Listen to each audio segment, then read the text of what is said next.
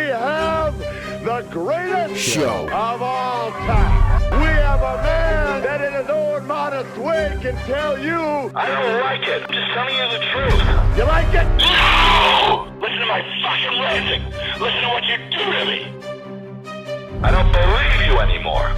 Unjustifiably in a position that I'd rather not be in. Hosted by This guy that ran with every woman that would have him from the time he was 15. You like it? You want one?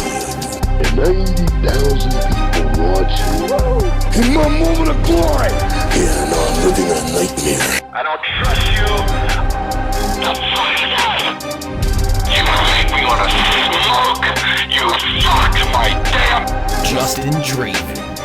Wow, Mr. Sarcasm. Oh, hi, Mark. What's going on, everybody? It's Justin Draven alongside his tag team partner Loki, the dorky Yorkie, the dog of mischief, and we're just gonna get right into it. With the world losing its mind about blue check marks and everything, let's take it back to a time before there was really internet, or at least social media for that matter. And let's talk about a movie that's underrated, underappreciated, has been forgotten about, and not talked about enough, based on a pulp character that's been around just as long as the heavies like Batman and Superman, and also had the potential to be a competitor in the film franchises, but fell short.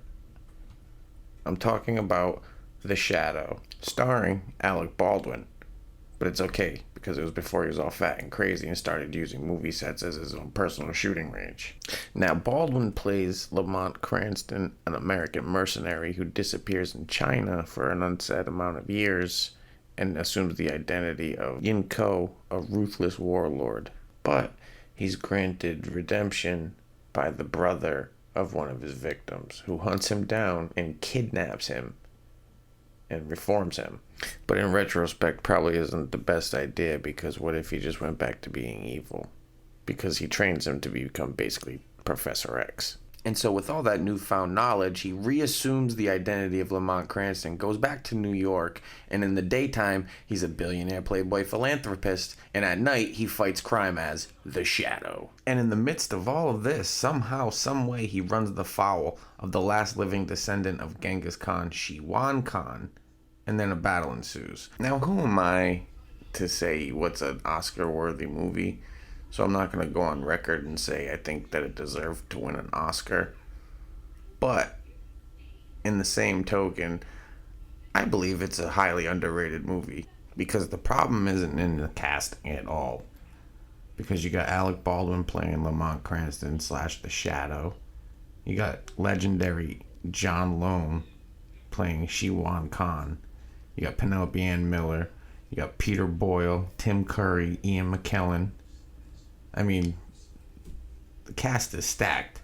So it's not the casting of the movie. Everybody does a great job. They play it for what it is. They play it straightforward, but they also lean into the campiness of it. So it's a perfect balance. It's great. It really is a great movie. They use practical effects through most of the movie, very limited CGI, and it shows because it looks very real, and you look like you're there and you feel like you're there, instead of all this CGI bullcrap that they do now. Now, am I saying it's without its faults? No, because it's obviously not like a perfect movie.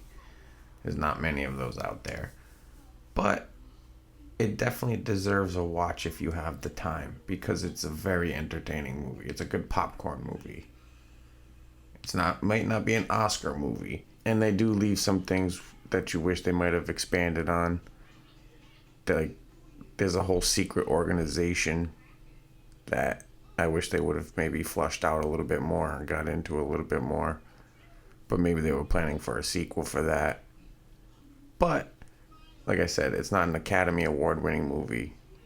But if you're into this sort of thing, it will definitely leave you entertained, and it'll definitely distract you from whatever you got going on for a couple hours. There's like 5 or 6 movies out there that are forgotten or underappreciated or underrated, or maybe you just didn't even know about.